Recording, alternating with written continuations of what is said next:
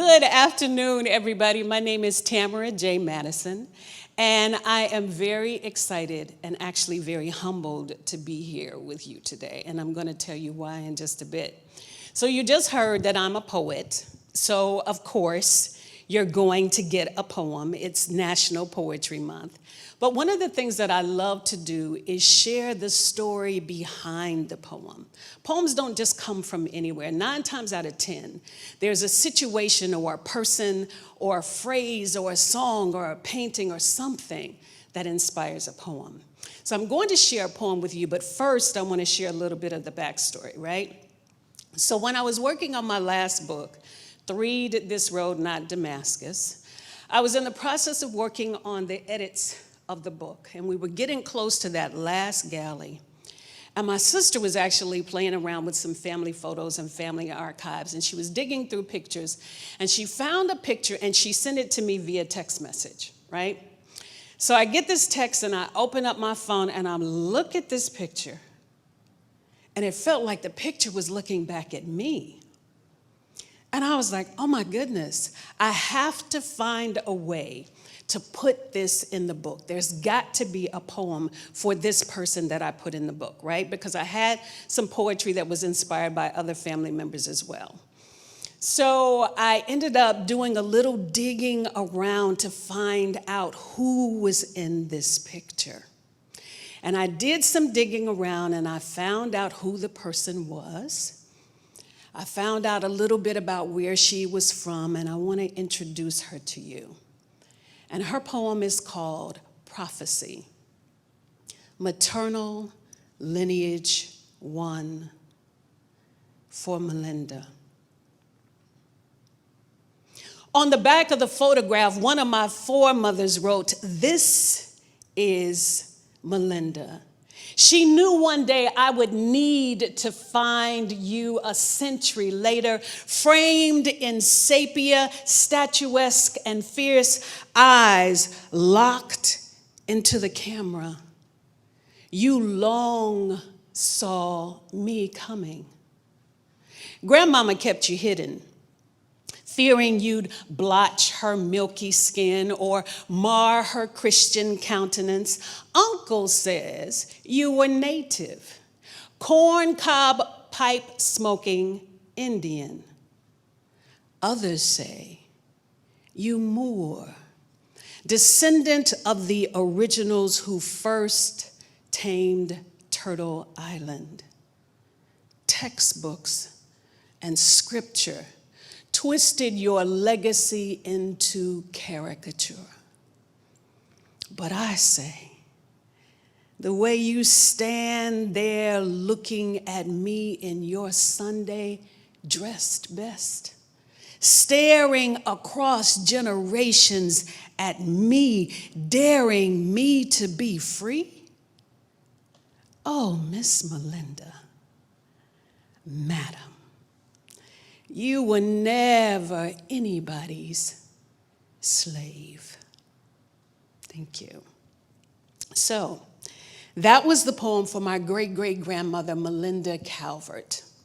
And I did a little digging around, and I found out that Melinda was born around the time of slavery. She lived into her old age, I believe in her 90s, and she never learned to read and write, right? She didn't have wealth either, didn't have much of anything, of course, being born into slavery. And I found an interesting court document. In that court document, I saw where she went to court for the custody of her 2 daughters. Not able to read and write, but she went to court for custody over those 2 daughters. One of her daughters was my great-grandmother, Nancy Ione Martin, who I actually met and did get to know. Nancy Ione Martin, unlike her mother, she could read and write. She grew to become the pastor's wife of a prominent church in a small little town in Kentucky. And she had 2 children. One of those children was my grandfather, Carlton Dulaney Martin, also known as Reverend C.D. Martin.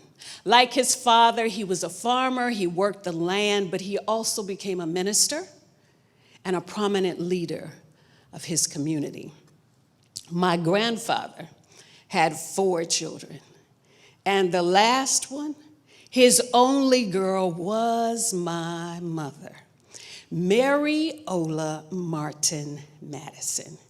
She was known as the Audrey Hepburn of Evansville, the small city where I grew up. She was classy and she was sassy inside and out. Baby, from her head to her toes, matching heels and purses, elbow gloves, and them hats. My mama could wear a hat like nobody's business, right? Her senior year in high school, she was the leading actress in the school play. She loved the arts. She didn't get to pursue her love of the arts as an actress, but she instilled that love in us, her children. So we went to shows, we went to musicals, we went to plays, we listened to all kinds of music, and she instilled within us a love of literature. And here I stand before you on a TED Talk stage, right? It's kind of amazing when you think about it. And I'm a poet, a published author. It would be really arrogant and ignorant of me to say that I'm here because I'm so brilliant and I'm so talented and I have amazing ambition and I'm so disciplined and what have you, right? That's just a little bit of it. Because there are days when I don't feel so brilliant or so smart. I don't feel beautiful, or I don't feel ambitious, or I don't feel disciplined. I don't have the energy. I'm wondering, why am I bothering to do any of this in the first place? And then there's a little something that just nudges me, and it keeps me going. That line in the poem, "You long saw me coming," kept messing with me, right, when I was working on the manuscript. And I asked myself, what does that mean? Why did I feel like Miss Melinda was looking at me in the picture? What does it mean she long saw me coming? Yeah, I wrote the line, but I wasn't quite sure what it meant. And then I figured it out. Miss Melinda had nothing but her vision. And that was powerful. She was able to dream a world and hold the vision of something greater for her generations, even if she did not live to see it all, right? So I consider her to be a dream keeper. That's what I call a dream keeper. Not a dream catcher, right? Not just catching it, but catching the dream and keeping it and tending to it. I believe that Miss Melinda was a dream keeper. The poet Langston Hughes says in his famous poem, Dreamkeepers, "Bring me all your dreams, you dreamers. Bring me your heart melodies so that I may wrap them in a blue cloud cloth away from the too rough fingers of the world." That's what a dream keeper does. A dream keeper protects the vision away from naysayers. A dream keeper nurtures the vision when others don't believe it's even possible. A dream keeper protects it for generations that are coming. I had a dream keeper. So what about you? Many of you had grandparents, great-grandparents, perhaps relatives that you don't even know and haven't even heard of, that came here to this land, perhaps not knowing the language, perhaps not knowing the customs, perhaps with nothing but a dream and a vision and a bag or two.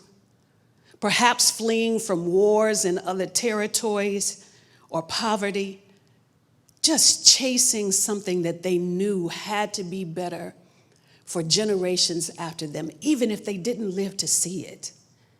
And here you are, right? When was the last time you thought about that? When was the last time you paused to tell them thank you? Thank you.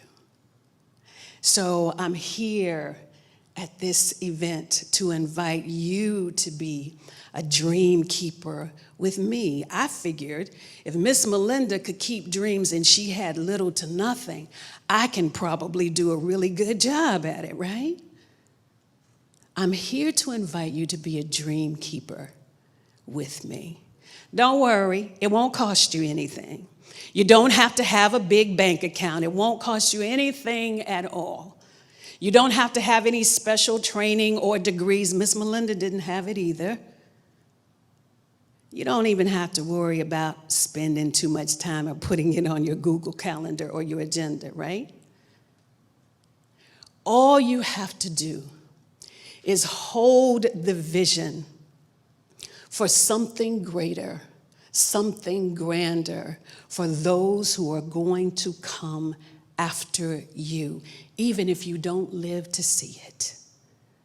And every once in a while, you keep it tucked in your heart, but every once in a while, you take it out, you take a look at it, you buff it, you shine it, put a little love on it, and then you tuck it right back in your heart, and you keep it safe, away from those two rough fingers of the world, right?